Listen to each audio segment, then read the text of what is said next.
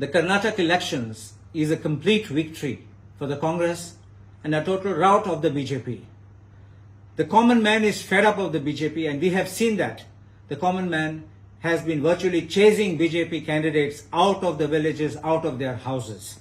The divisive politics has no place pan-India.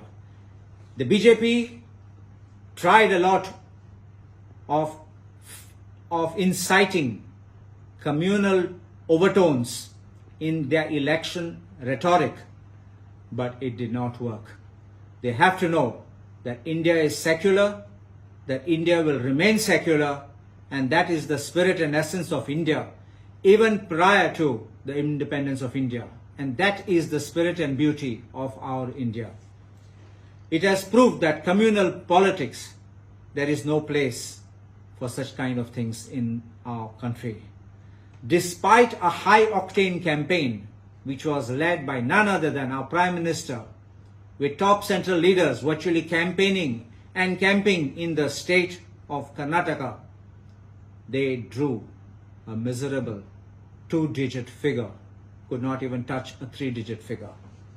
Crores of rupees was spent on publicity, road shows, and I can be sure there could have even been offers, gifts, as we saw in certain videos, temptations, bribes to the voters. But the voters were smart enough. Nothing worked. It was genuinely the people's voice which was speaking. We must know that not only the common man was neglected, but even the tribals were neglected. The Congress is clearly on the path of revival. I can assure you that Congress will start its march, as was said before, from Karnataka and will march into Delhi. And it will not be long before we unseat this kind of a government which is only trying to divide the nation, which is trying to finish the nation, and only trying to help certain favorite individuals. The simplicity and genuine people-centric campaign of the Congress has helped the Congress win. Many people still love the Congress all over the country, and people have high expectations of the Congress. And it is by trying to whip up communalism, whip up sectarianism, that is how, by dividing our people, the opposition, that is the BJP, seems to be trying to win elections. Unfortunately, this gamble has not paid off.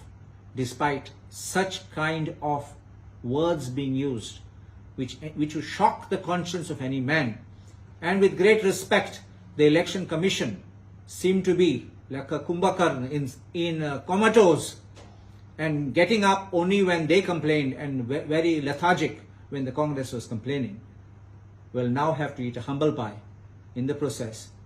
I say with respect because it's a constitutional body, and we expect it always to act fairly, and when it acts fairly, it must act promptly.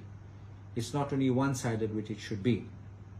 Credit goes to our Congress President, Shri Mallikarjun Kharge, our tall leaders, Madam Sonia Gandhi, Shri Rahul Gandhi, who led the Bharat Jodo Yatra. And if you remember, after I had attended the Bharat Jodo Yatra in Rajasthan, I had made a statement that he is uniting the nation whilst the BJP is busy dividing the nation. And you can see that he has touched the hearts and the minds of the people, and that is what the report card today shows. There's one more thing.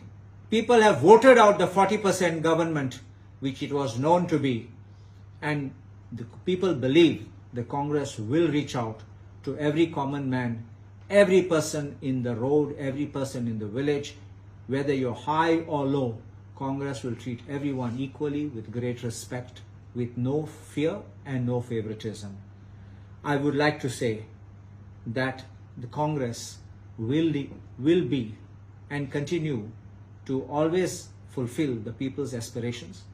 The mandate which the people of Karnataka have showered with so much of love on the Congress, I can assure you that the Congress will move forward to fulfill its bold promises